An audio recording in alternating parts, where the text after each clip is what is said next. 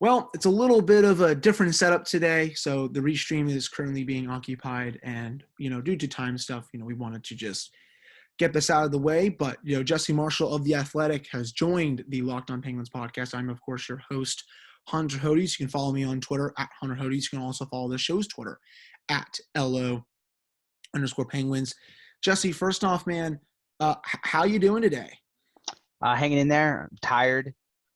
Other than that, like in a perpetual state of being tired as a dad, but yeah, everybody's good, hanging in there. Otherwise, just trying to survive this disgusting winter weather. Yeah, I see you all. It looks like you're getting some snow up there again, or maybe that's Ohio or something. But It's the whole belt. Yeah, it's getting projected today for 3/4 of an inch of ice. That's what we call hashtag not good, as they say on social media. That's correct. Down here, it's 60 degrees today in Richmond, so it's beautiful. You go to the beach for this, but yeah, we're getting a lot of snow this winter as well, which is kind of weird because you don't see a lot of that when you're an hour and a half from the beach. So, yeah. Obviously, we are here to talk Penguins. Jesse, the first half of the season just wrapped up. Penguins are currently just a couple points out of second place. They're right behind the Carolina Hurricanes for first. On a 4-game losing streak, though, I just want to get your thoughts on that.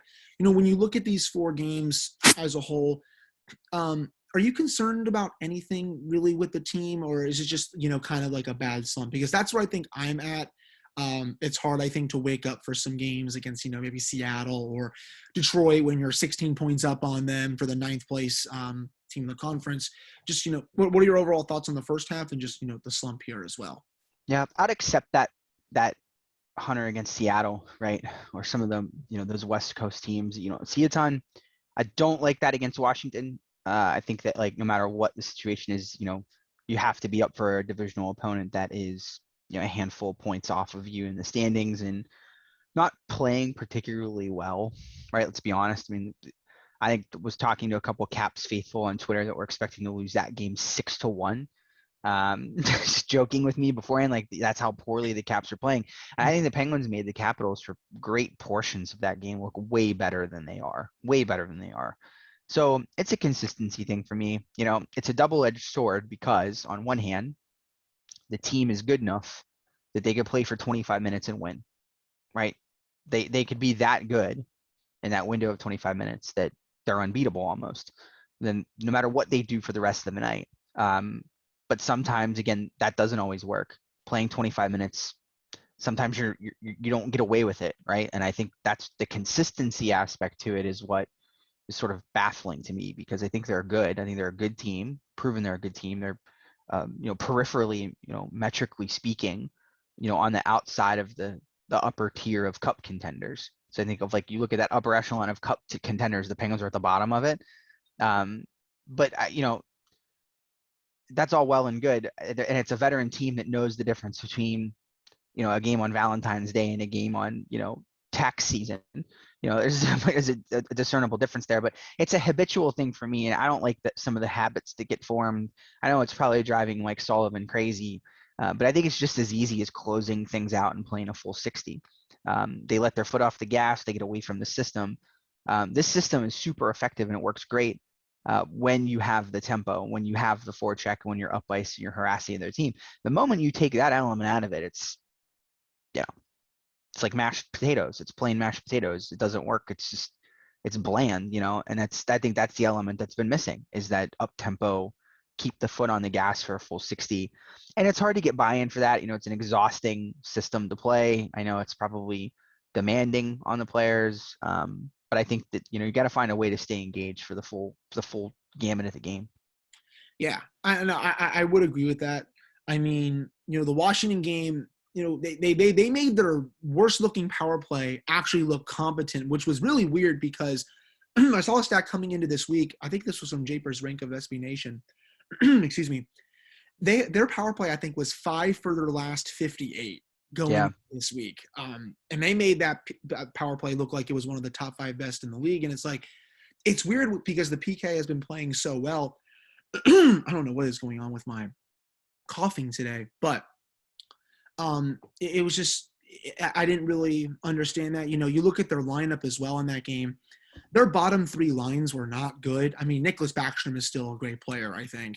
Lars Eller is not bad, but outside of that, they didn't really have any offensive threats there. And, they had that really horrendous turnover on the power play with Chris Letang, which I think has been creeping up in his game a little bit, even though he's had a fantastic season. The rest of it, though, I thought they took it to Washington. It was just unfortunate, Jesse, that they got goalied. Yeah. Ilya Samsonov, who's been really bad, I think. Well, I shouldn't say really bad. He's been up and down for most of the season. He was way up. Mostly below the line. And, that's the reason probably why they're looking at Marc-Andre Fleury, but he's going to probably do the heel turn and say, I'm not going to play for you. Because we'll see what happens with that. I mean, that'd certainly be interesting. The Capitals themselves, I mean, so the goaltending is an issue, right? It's on a slide, but they've also scored above expectation all year long. That can't last forever. That there's only so much water in that well. And I get like having Ovechkin is partially responsible for that because he's, the best goal scorer of all time and has just been on fire this year. And is probably personally responsible for at least half the goals above expectations they've scored. But again, like I just don't rely on that all year. So it's there's concern there to note that like A, your goaltending is on a slide, and then B, how long can you sustain this seemingly unsustainable shooting percentage? What I think we're actually kind of seeing the answer to that question right now. Yeah, I don't know. I still think that to go back to your PK point, I mean, the penalty kill is driven by the same thing the 5-on-5 system is driven by, right? No difference at all. You got to be aggressive. You got to be attacking the puck. And I think the moment you take that element out, you just immediately become susceptible to having lanes opened up on you. Yeah, and I was noticing with their PK, I thought they were being a lot more passive against the Capitals power play, which, I mean, I understand Ovechkin is probably the greatest goal scorer of all time, and he's having a Hart Trophy caliber season. But I was noticing Boyle, when he's usually up there causing all the havoc, I think, between whoever's up there, he was playing a lot further back than normal, which I was like, okay, that doesn't look like Mike Vellucci's system. And it was almost like a 5-on-3.5 there, because I'm like, you're giving him, because I think John Carlson was coming down way further than where he normally is at the point. I'm like, okay, this is not a 5-on-3 right now. Why is he this close, to like a medium or close to a high danger scoring chance? I didn't really know why the Penguins were playing it like that, which was interesting. Yeah, it's just a miss. I mean, that's it. Like, the Penguins are in a diamond structure on the penalty kill. And other than the person that's the base of that diamond, the person in front of the net, responsible for taking care of that crease area, those other three pieces of that diamond are designed to jut out and attack, right? So left, right, top, wherever the puck is, go get it. There's no internal timer here. Like there's no, like a lot of teams will say like once possession is established, change your tempo, do this, do that. It's like go all the time, right? Go all the time. And if that element's not there, you become susceptible. The idea is to take the time and space away from the other team, to force them to make quick decisions that they're not comfortable with. It's akin to, getting pressure on a quarterback before the receiver's done with their route and hasn't even turned around yet, for the ball. It's you're doing the same thing. And if you don't have that, that if it's not there that night and the tempo's not there and the legs aren't there, you get picked apart, right? You're just, you're not forechecking, you're not putting that pressure on. And if the top of that diamond, like in your point, Boyle would be the man all the way at the tip. Yep. If he's not up there causing that havoc and disrupting that flow, you're standing and taking, it's no different than having a cone on the ice with a stick, or like the cardboard Orpik from back in the day, because you're taking up space, and players are so good at dish passing, the lanes are opening and closing behind you that you can't even see. You got players in motion on both sides of the ice. If you're not just pressing and getting your stick up there and being a nuisance, you're just, you're allowing people to sit back and pick you apart. And that happens at even strength too. So it's both. It's not just the penalty kill. It happens at even strength just as much. And I think, I always say that, the Penguins system, when it's good, it's about attrition, and you force, by the third period of an up-tempo style game against the Penguins, you're seeing ghosts. You're in the defensive zone, and you could feel the pressure even if it's not there, right? And it wears on you over the course of a night. But if you don't have it, you're just giving the other team an opportunity to pick their head up and either skate it out with a lane or make a pass for his own entry. And, those are the worst kind of things to let up. You're inviting pressure basically. Yeah, and I think that the PK, it's definitely been a little it used to be number 1. Now it's number 2. Last I checked, they've been giving up a little more than they usually have lately, and I think it's due to them not being as aggressive in taking away some of those passing lanes. And also I think it's due to John Marino. I'll get to him in a little bit with him and with his net front play.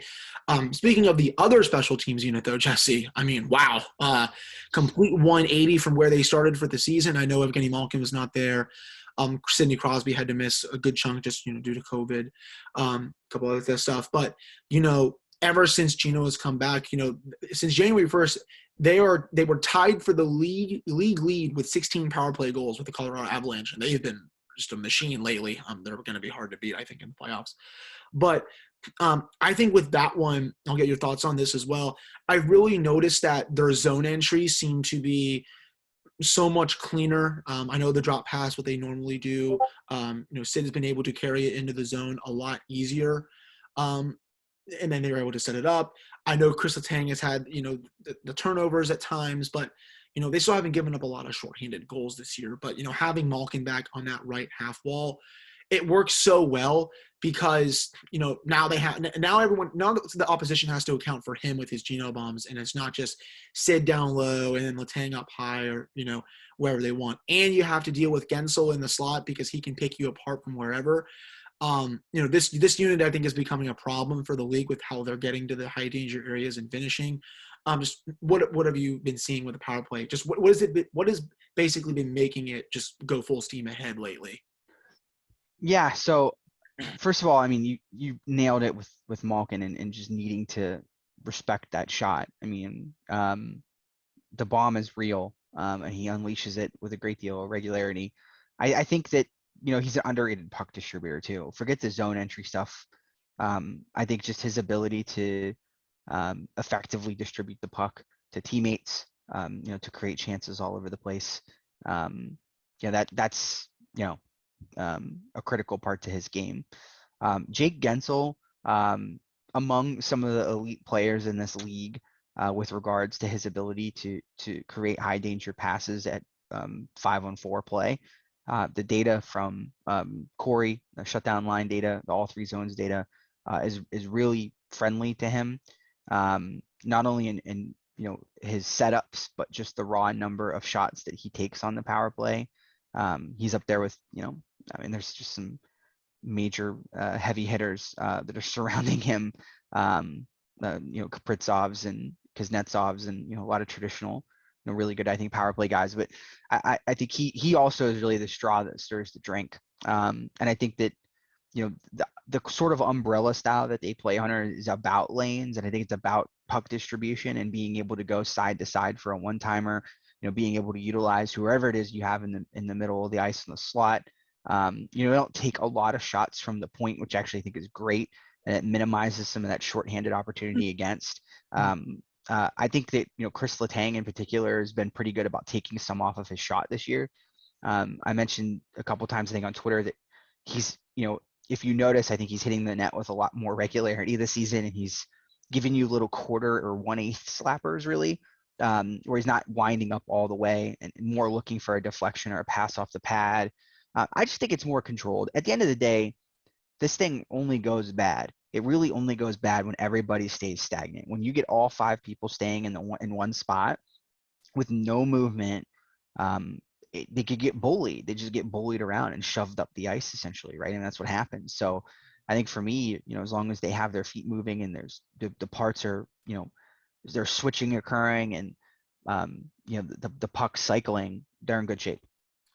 Yeah, and I just think, throughout the last month, I mean, they've been doing all of that. And, they've been also finishing their chances. I think Bryan Rust has a lot to do with that. I know, I was of the opinion, I think, for a little bit that Rodriguez could have taken his place. Well, it's funny how Rodriguez goes cold and then Rust just gets really hot. And now, we're kind of discussing what the heck we're going to do with this player because his contract's up after this year.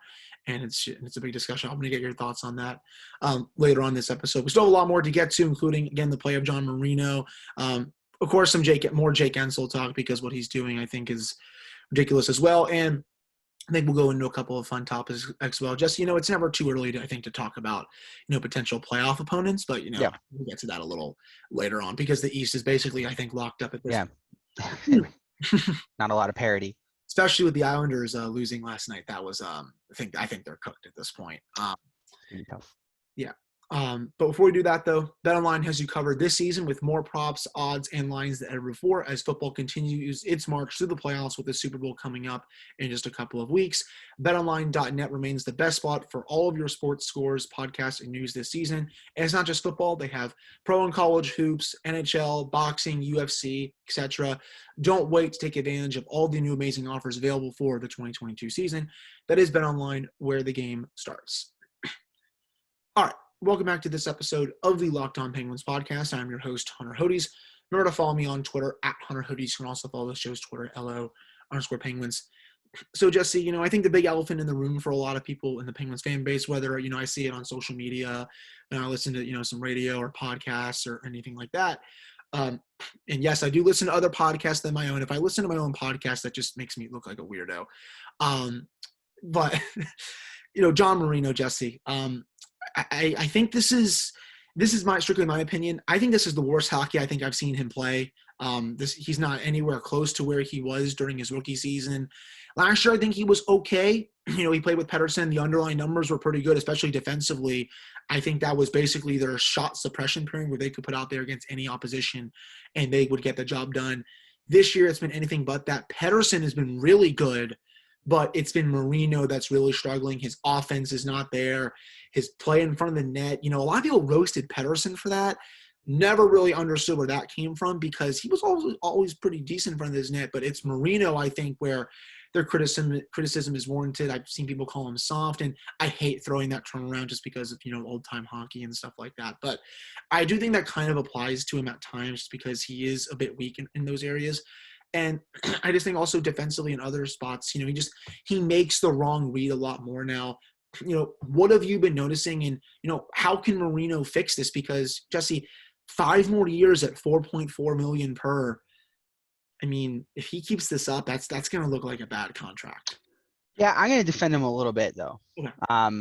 Some stuff, and I'm having a hard time myself, I think, reconciling some of the data points with the eye test. Because I think he's sort of inherited a little bit of that glaring mistake syndrome where a lot of the stuff that, like when he gets caught out of position in front of the net, or he's not tying somebody up, or you see him kind of like floating around out there, we remember that, right? We talk about it, it's glaring.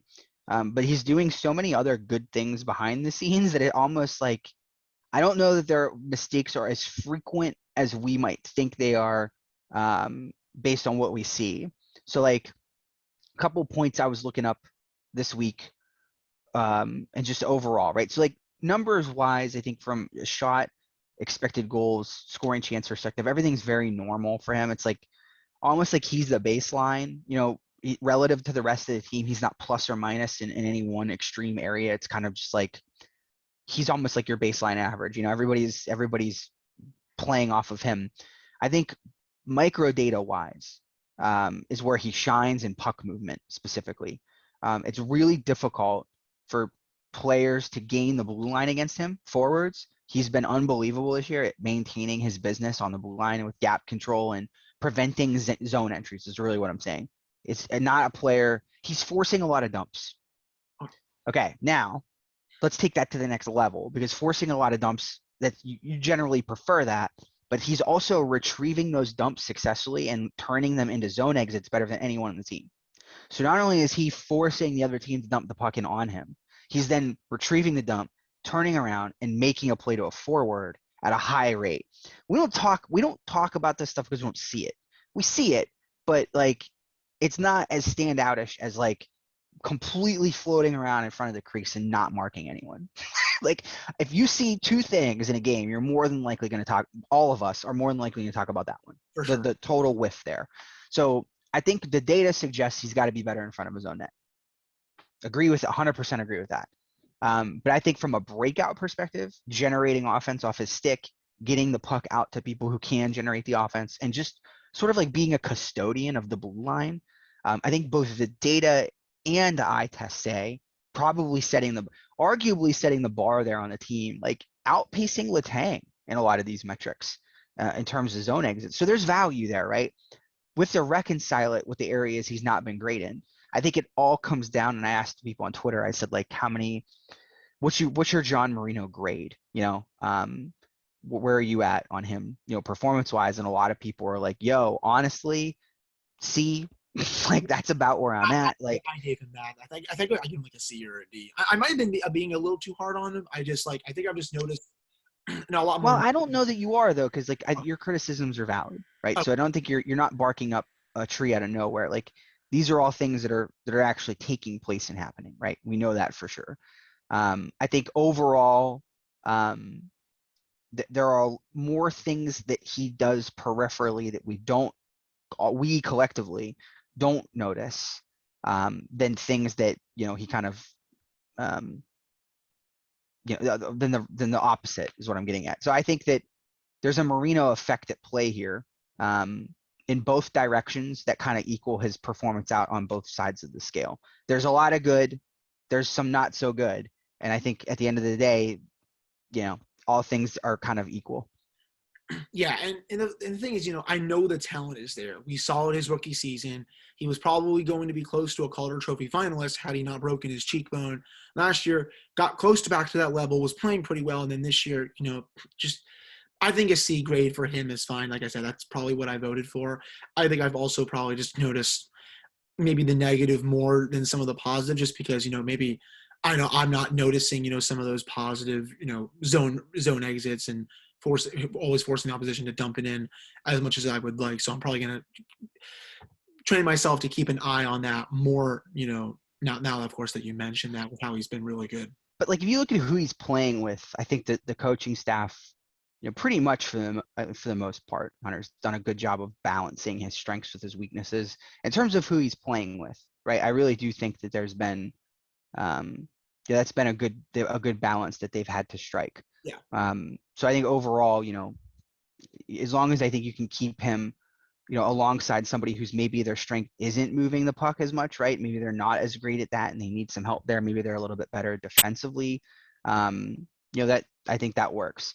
I think, he supports offense well, maybe not generating it as much as we'd like. I think I looked it up on JFresh the other day, and I don't know how much it's changed since I saw it, but he was well within the bottom third of the league among defensemen in terms of his even strength offense, but it was in the top third of the league defensively. So I think, it doesn't make any sense to me because I think the data suggests, he would be good offensively based on how many zone entries how many times he's getting the puck out of his own end. Yeah. Maybe his individual performance has been that bad. I don't know. I'm still talking now and cutting you off. That's how much there is to this. Like, I feel like it's an onion. So every time you find something that you like, oh, wow, he's really good at this. When you're peeling the rest of the layers, you're like, oh, this sucks. So it's like, I don't know how you reconcile it at the end of the day. He's a weird one, I think, to evaluate. Some people will think maybe he's like a mini Brian Dumoulin in a way, because Brian Dumoulin doesn't have a lot of offense as well. I mean, he's mostly Right.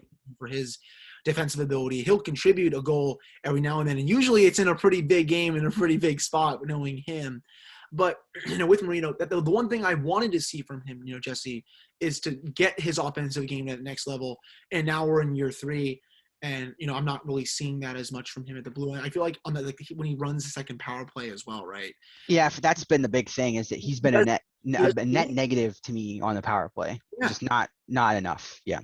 Yeah, I just don't know why they're not putting Mike Matheson, who is probably having the best season of his life with the Penguins, on that unit, just because, I mean, he's a one-man breakout. I mean, the zone exits and the zone entries I see on an every night basis for him are just ridiculous at this point. I mean, he Right. knifed through 3 guys and it's nothing. And 2, Marino, he just doesn't have that big of a shot, I don't think, from the point, and is just, I think, is a step slow with making decisions, I think, as well. So again, man, I'm definitely going to keep my eye on that with John down the stretch. Hopefully this break for him will, do him some wonders. Another player though, Jesse, that's, I guess in the doghouse a little bit before I get to Jake Guentzel stuff. We got to talk about Kasperi Kapanen here. I think I've run out of things to say about him on this podcast in the last month or two. I was pretty harsh on him after the game on the other night, just because I think he was almost solely responsible for that gaff in overtime where the Penguins did not see the puck again, has no pressure at the point with the puck about $1.30 left. fires it for no reason. Washington has the puck for the last 45 seconds, and then Dmitry Orlov goes around to score the game winner. I think, to me, man, that reeks of someone that does not have any confidence right now, and he has not had any confidence in his game all year. What do you do at this point with him? I mean, do you keep him in? Do you, God forbid, trade him at the deadline? I mean, I just don't know what's going on because, I know he was helped out by a really high shooting percentage last year. It was actually a career high for him, I believe. This year it's come down, even though his underlyings are not terrible. But every time I see him on the ice coming into the zone, just pulls up, stops, and dumps the puck in. And I don't know what's going on. Yeah, I have to go back to the criticism of him coming out of Toronto, which was he couldn't think the game at a high level and struggled to keep up with some of the more talented players in the top end of the Toronto lineup. And I guess now, has that changed? No, probably not. Right? It's the same. It's kind of the same. So that's it. I think there's a lack of creativity. I think that they can't put him with Crosby. They just can't. I don't think that would mesh. I think Sid thinks the game at a level that is just, miles beyond. I think, I don't know what the market is here. Who's clamoring for him? Who's even interested at this point? What team is out there, looking to take on? I mean, he's 3.2 mil going into restricted free agency, right? So, it's not he's not going to get a super friendly deal in restricted free agency. If he goes to arbitration or something, it's not like the numbers don't justify that. So if you're looking to go get a backup goalie, and you need that space, that's one place I'm looking for sure. As I just don't think there's been any level of, impact, from him, in the day-to-day function of the team. I don't think taking him out of the lineup, generally changes your outcomes much. Yeah, I mean, and I know they were hoping to put him back with Gino and recreate that magic from last year where they were just a great dynamic duo. And, they tried it when he came back this year. Hasn't worked. I mean, Mike Sullivan played him about last week, 8 minutes on the fourth line. That didn't work either. I mean, I think right now he's just probably thinking to himself he might be out of options just because, whatever he's doing right now is turning to – it's just turning bad, I think is the way to say it. I was trying to come up with another word. It wasn't coming to me. But I don't know, man. I mean, it stinks that it got to this point because, I like him as a player. He seems to love Pittsburgh, loves playing for the Penguins. But, for whatever reason, it's not working out. So they're going to have to figure that out, I think. Looked great in camp too, I think, right? Looked great in the preseason. Looked great in camp. Looked very promising, I think, in those circumstances. But hasn't worked out. Yeah, I agree there. But a couple other players, Jesse, though, that have played really well this year. Chris Letang, who I've said this many times on the pod, if it weren't for Cale Makar, Adam Fox, and Victor Hedman, and maybe even Roman Josi, he'd probably be a Norris finalist this year. Jake Guentzel, who continues to, I think defy gravity almost at this point with how he's been able to score almost on a daily basis. And now Bryan Rust as well, who is well over a point per game. I think I'll start with Rust, before, getting to a couple other players, going into the final segment.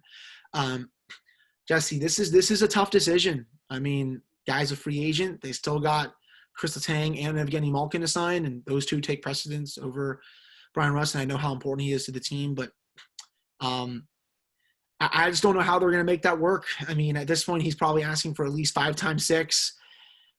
To me, man, I think I have a hard time paying that just because I know what happens to those kind of players after the age of 30. And it doesn't end well sometimes. And it scares me because, what if there is a fall off? Yeah, fair concern. Great player, though, don't get me wrong, and I would love to keep him. But, I mean, he's going to probably ask for at least 6. And honestly, Jesse, I think he might ask for 6.5 to 7. Yeah, people will pay him that, right? I mean, he'll get it. I don't think there's any question about that. He would He'll get it. 7 on the open market. Go Yeah, ahead. Edmonton pay him that. After they cut everybody and start their rebuild all over again this year in the offseason, they'll go out and give Bryan Rust $8 million for 9 years, and that'll be his that'll be what sets him up for life. They'll trade McDavid and Draisaitl for. Yeah. You have to at least try to find a way to make this happen, right? Like, longevity wise, he's been doing this for years now. So this isn't not a flash in the pan situation. The guy has figured it out. Like, he knows, when to carry the puck in to be effective, how to do it. There's one player on this team that cycles the puck statistically, again, off the shutdown line data, better than him. Sidney Crosby, no surprise. That's your list: Sidney Crosby, Bryan Rust, and everybody else. I think he's a great fit for the system, or any system that plays a fast, up-tempo style game that can put him on the front foot. He and Evan Rodriguez share a lot of similarities in how they sort of like found it in its terms of like, if I carry the puck more and I'm on my front foot more, I have more opportunity. So something to consider. But look, this is a crazy league with money. The owners will constantly cry and bemoan situations that they themselves have put themselves in, right? Like, no one is responsible for these decisions but them, right? And they're going to throw the money around. So, pandemic or not, a player like that gets paid. You have to think. There's no inside scoop here, but you have to think like he's partial to want to stay, right? Like, given the winning that he's done here, this is where he's drafted. I mean, this has been his whole career here. You would have to think that he started a family here, became a dad. You'd have to think he'd want to stay. Names like Kapanen, Zucker, coming off of the books and get you closer to this as a possibility, right? But what you can't do, Hunt, you can't go out and pay Chris Letang $6 million a year and keep Bryan Rust, right? I don't know how much truth there is to that report. I don't know if that's even accurate, right? That Letang's looking for a raise or whatever it is. Josh reported that he'd heard that in The Athletic. But what I'm saying is the pathway is there, because you already got some names that you're probably going to be jettisoning off the books that are taking a big chunk of change up off of you. With some creativity, you could make it work. Is it going to make you a little more top heavy? Probably. But the fact that you've got like guys like Heinen and McGinn and some of these other players on really cheap deals, you've got young players that are coming up that you probably ought to give a shot to, that are going to have to fill out your bottom six on lower cost deals. My point is it can happen, and I hope it does. I think he's one of the better forwards in the National Hockey League, point blank, full stop, period. And you try to keep guys like that. I would love to, don't get me wrong, but gun to my head, if you're making me choose between paying Bryan Rust and Chris Letang, I mean, I'm taking the number one D-man, I think, every day of the week, just because if he's out.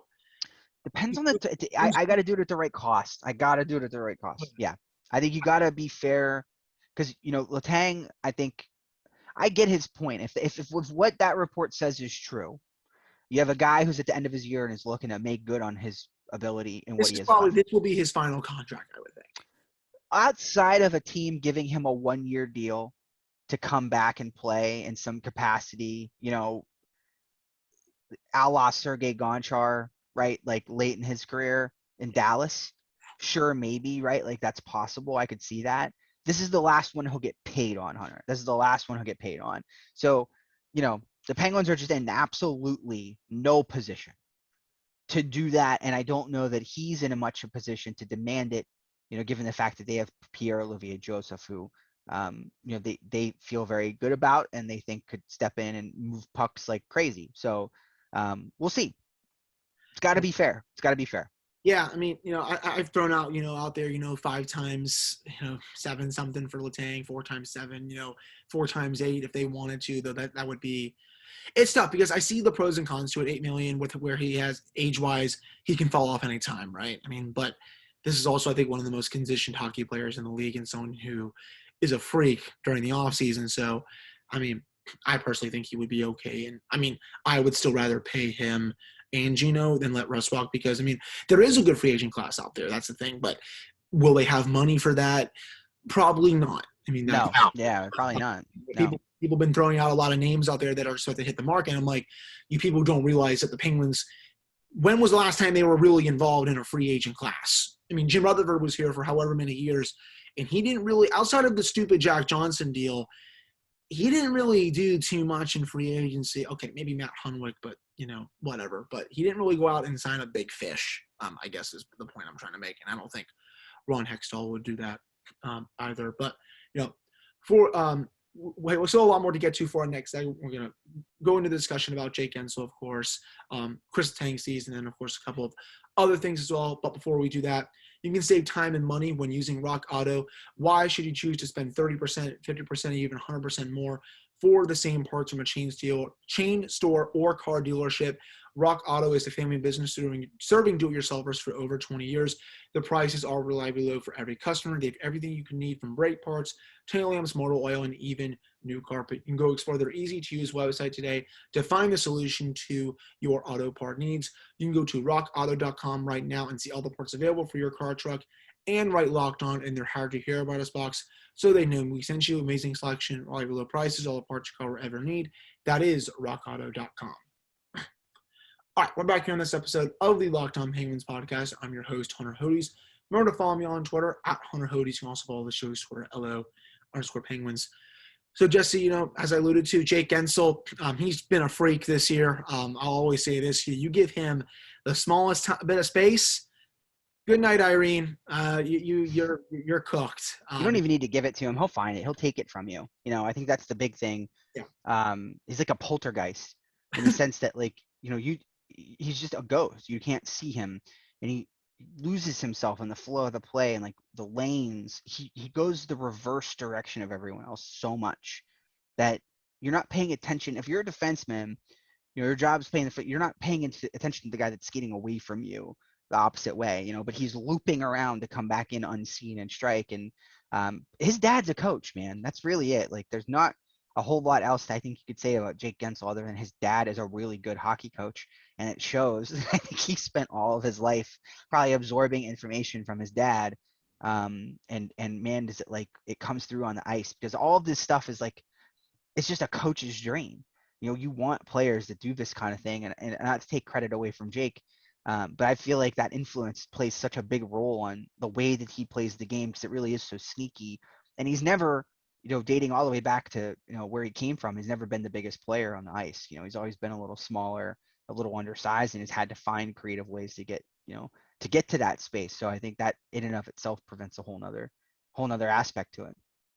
Yeah, and you wrote in your piece how, you dived into the video, and I think the one that really stood out to me was the goal in Edmonton where, he's right at the face-off dot, almost to the left, goes to the other side to set himself up. No one even knows that he's over there. Passes to him, oh, you're done, good night. And then he just does that so consistently now, and, teams are they're not figuring it out. And, right now, I mean, I wouldn't be surprised if he hits 40 again this year. I mean, he probably will with how he's going.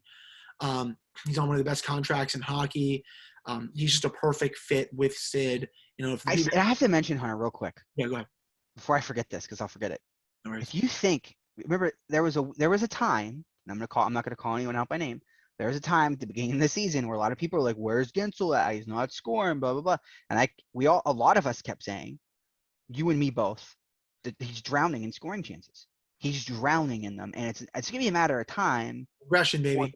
It comes in, and if you remember the goal that did it, Florida, behind the net, threw it from behind the net, off the pads, and in from the back. And that was the goal that started the whole thing. And the point I was trying to make in my piece, and I probably could have spent more time on this, was that's why when you score 40 goals, that sticks with you forever. It never goes away. People will always refer to you as a 40-goal scorer. And when you hear things like when you see someone do something and it's like, oh, that's a 40-goal scorer. That's a mark of a 40-goal scorer. That's the kind of stuff that people talk about, is the ability to just know I can behind the net. I have a lane to pass this off a goalie's pad and in from behind the net. That's a 40-goal scorer thing. So I never bet against him hitting 40 because he's got the tools to do it. And he can score goals from circumstances that just nobody should have opportunities to score goals in. Well, Jesse, I always thought it was because he wasn't physical enough, or he wasn't I mean, I do think that wasn't that he Chuck. made that, he did make that a point, like in the off season, is I want to get like stronger and more durable, but I don't think that's the reason he's playing well. I think it's more of the same for him. It's just, the puck's going in, right? It's just you can never, we're talking about, the one playoff series he comes back after not playing for 8 months because of a collarbone, right, or whatever it was. He broke his, shoulder, and That was what it was. Yeah. then the next year Rate doesn't play well, 5 games.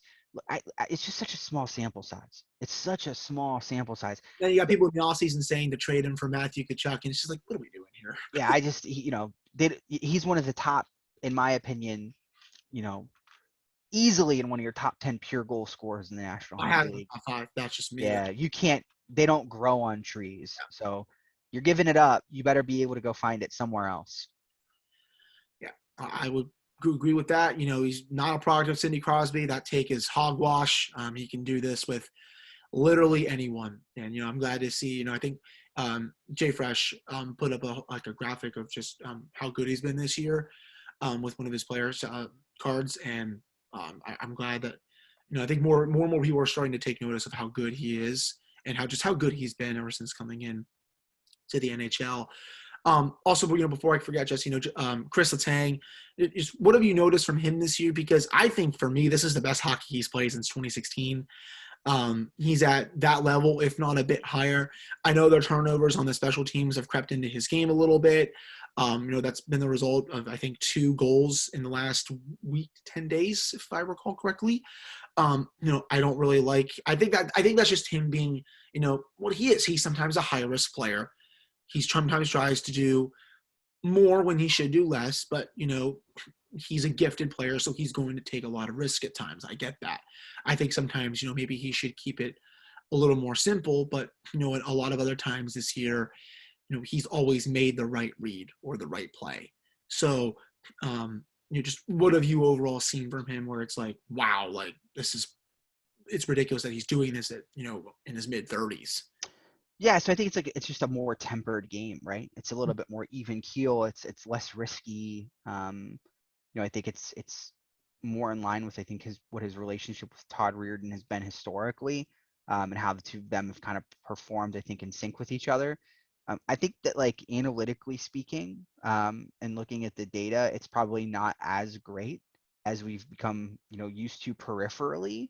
But I still think that it's good. It's really good. And a lot of people have said, like, this is the best year he's had since, I think since 2016 for sure. It's a different kind of good. I think we have to acknowledge that, right? It's just a little bit more level-headed. It's, a little bit more, just the approach is more even keel, right? I think that's what a lot of people have been asking for. Is we'll take a sacrifice, I think, in certain areas for gains in others. And defensively, I still think there's some concern some nights, with the turnovers, and the overtime situation with him has been precarious, I think, in certain situations. But overall, I mean, he's putting in a performance that at his age is, better than, according to metrically better than 80% of his peers. And that's saying something, I think, for, the environment of this league and how good these young defensemen are. I mean, they're good. There's a lot of good young defensemen in this league. He's not even gonna sniff the Norris Trophy this year as a result of that. Yeah, But I think he's been exactly what the Penguins have needed him to be frank with you. I think it's been a perfect fit this year. Yeah, I mean, both ends of the rink as well. He can do it all, and if he were to leave after this offseason, it would sting. They don't have anyone that can do what he does. Point blank. That's the reality of the situation there. A couple more for you here, Jesse. Ugh, almost screwed up my words there. It's crazy to me that the Eastern Conference is basically locked up. Islanders got blanked by Seattle last night. I said it a few minutes ago that they look cooked. That's a team that I think Barry Trotz has done a really good job with, but they're going to probably have a lot of changes, I think, coming this year just because of what's going on with them. The Red Wings good rebuild, but I think they're probably out of it right now. But when you look at this division, you got 4 good teams, 50 feet of crap, and then you got the other 4 teams where it's just like they're not having a good time. Would you think the Penguins are the team to beat in the playoffs for this division? And because my mouth kind of waters at the fact that we could get a Penguins Hurricane series for the first time since 2009, and the storylines there would be endless. Not only would I hopefully get to go to a game since it's only 2.5 hours away from here, but Rod Brindamore versus Mike Sullivan, Jordan Staal revenge series. They play very similar styles. They're both built, I think, pretty similarly. Just what do you think overall when it comes to this division? Because it's probably going to be the 4 teams playing each other. Just who do you think has the edge to come out? I am always the kind of person who is going to be scared and internally terrified, personally, of really good goaltending. And for that reason, the New York Rangers are a terrifying prospect because goaltending-wise, Igor is He'll win the Vezina. handily.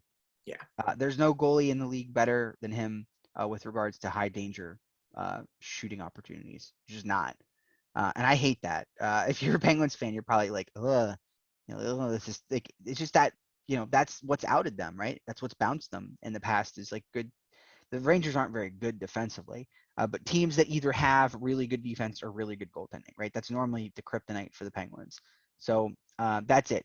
I think that the Hurricanes that would be certainly fun, sort of like a more wide open fire wagon style series, probably with 2 teams that are really really stern forechecking teams.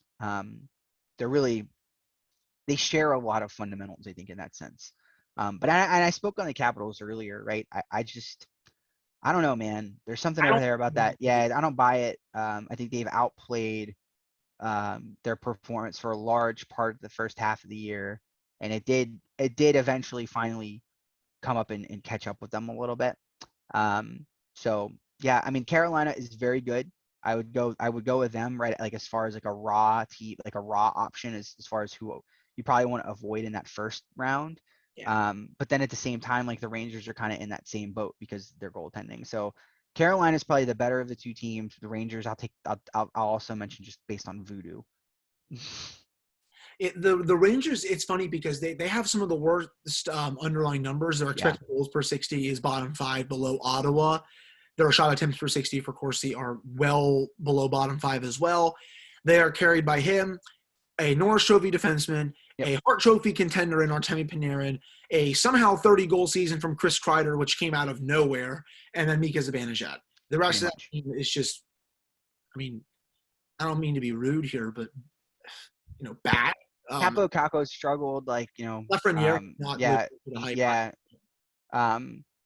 It's been a mixed bag. So yeah, it's gonna be. I would love to see though, like you said, a Carolina Pittsburgh series in round 2. Yeah, I think Washington, you are right. They've outplayed, most of I guess their metrics so far. Though I just don't think that if they run into the playoffs with that goaltending, I don't think they're going to get very far. Yeah, and that power play for that matter. Yeah, that's a bad unit. Do you see the Penguins through the first half of the season going into the second half? The All-Star game is this weekend. Do you see them as a legitimate Stanley Cup contender? And if so, Jesse, do you think they need to do anything at the deadline to maybe solidify that even more? So yeah, I still think that they're at the lower tier of the upper group of it sounds so weird to say that. Of the teams that are in it, like that I think have a legit shot, they're at the bottom of the barrel.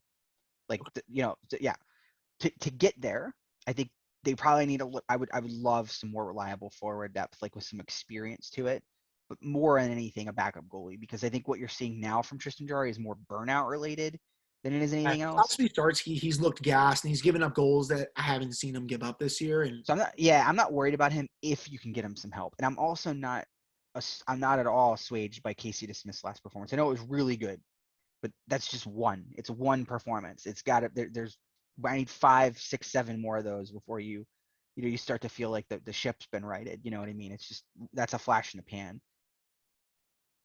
Yeah, I mean, he saved his job for a week. Um, Yeah. that's it's being nice.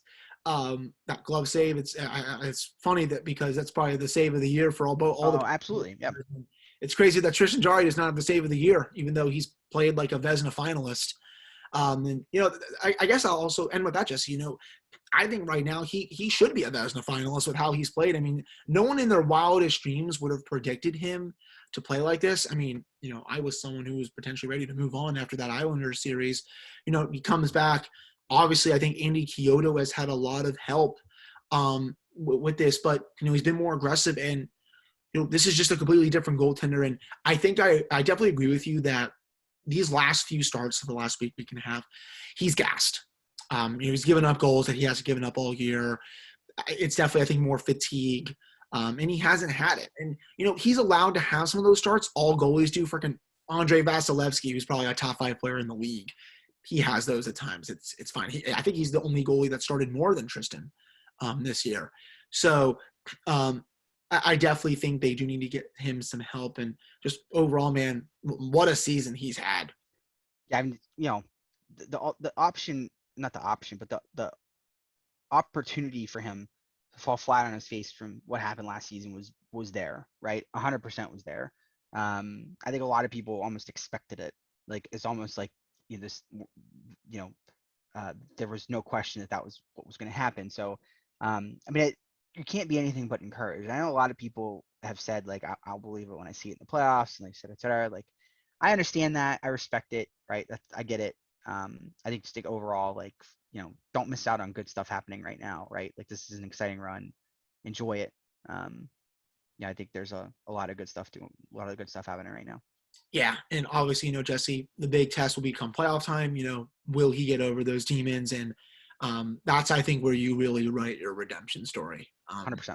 And you show the fan base that this is over, and I'm going to play the same way I have in the regular season. I'm going to give my team a chance to win. But Jesse, I think that will probably do it for this episode. I mean, again, man, I really appreciate you coming on. I think for backup goalie options, at least, it'd be funny if they got Halak or Braden Holtby, just because it would piss off a lot of the some of the other fan bases. And I don't have to hear the Holtby chants every time he gives up one goal. So that would be kind of interesting there. Yeah. But again, man, thank you so much. I really appreciate it. If anyone is somehow not following you on social media, please plug that in here and just share what you got coming up. Yeah, it's at JMarshFOF on the Twitter machine. And then coming up, I think what we're gonna do next is really try to. I keep talking about, like, my barometer for the Penguins being the first 10 minutes of a game, like whether or not you can really tell whether they're in it, or the forecheck test. I want to, like, actually explain what that looks like, and we're gonna give examples of, like, here's where it's good and here's where it stinks, and then hopefully that'll help people with their own barometers. The last game, for sure, I was like, I even tweeted, I was like, well, they passed the forecheck vibe. Yeah. 5% vibe check. Yeah. Lost. Yeah, the vibe check. Yeah. It was the one against the Kings, I think, and that was the one I was like, yeah. No. Yeah. It's a great the vibe check. We're gonna have to start tweeting that during the starts of each Penguin game moving forward. But hopefully this will help you. So absolutely. So again, man, really appreciate it, and I'll be back with another episode on Friday. Go follow Jesse on the social media and look for his piece coming up as well.